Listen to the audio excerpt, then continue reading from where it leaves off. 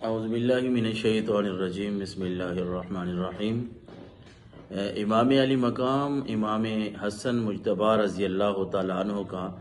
وصال با کمال ربیع الاول کے شروع میں یا بعض روایت کے مطابق سفر کے اواخر میں ہے۔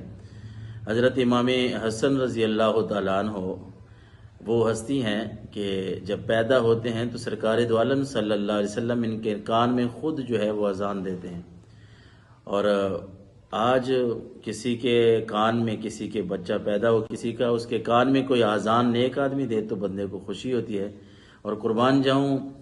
اس حسن پہ کہ جب پیدا ہوتے ہیں تو سرکار دو عالم صلی اللہ علیہ وسلم ان کے کان میں خود اذان دیتے ہیں اور گھٹی بھی خود دیتے ہیں۔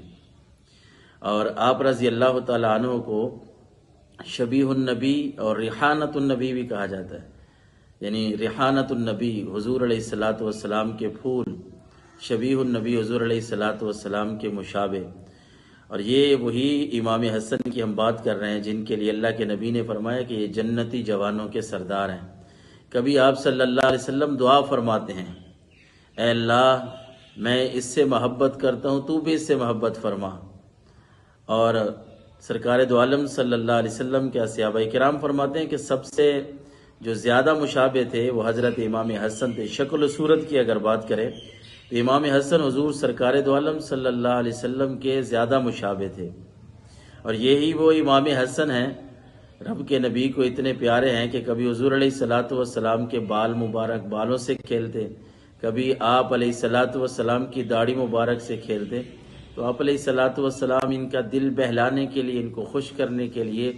کچھ نہیں کہتے تھے، کچھ نہیں فرماتے تھے، بلکہ سجدے میں اگر امام حسن رضی اللہ تعالیٰ عنہ آپ کی پیٹھ پہ سوار ہوئے تو آپ نے سجدہ بھی لمبا کیا جب تک آپ اترے نہیں ہیں۔ اور جس طرح ایک روایت میں یہ ملتا ہے کہ امام حسن مجتبی رضی اللہ تعالیٰ عنہ کو سرکار دو عالم صلی اللہ علیہ وسلم نے اپنے کندھوں پہ سوار کرایا ہوا تھا، آپ کندھوں پہ سوار تھے، تو کسی نے کہہ دیا کہ سواری بڑی اچھی ہے۔ آپ علیہ الصلاۃ والسلام کے کندھے جس کو نصیب ہوں تو آپ کیا سمجھتے ہیں کہ اس حسن کی کیا شان ہوگی۔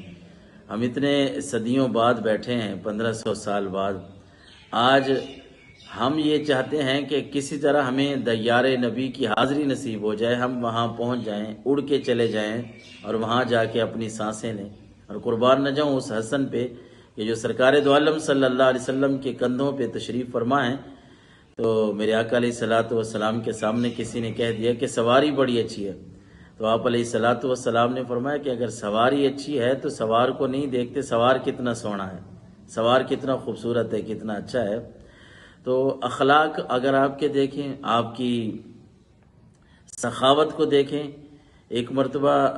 یہ روایات میں ملتا ہے، خلاصہ ہے کہ آپ نے ایک مہنگا باغ جو ہے وہ خریدا، لیکن بعد میں پتہ چلا کہ وہ کچھ 40,000 درہم کے شاید قریب تھا۔ بعد میں پتہ چلا کہ اس کا مالک جو ہے وہ بیمار ہو گیا ہے، اس کو کوئی مسائل پیش آ گئے ہیں اور وہ غریب ہو گیا، تو آپ نے وہ اس کو واپس کر دیا۔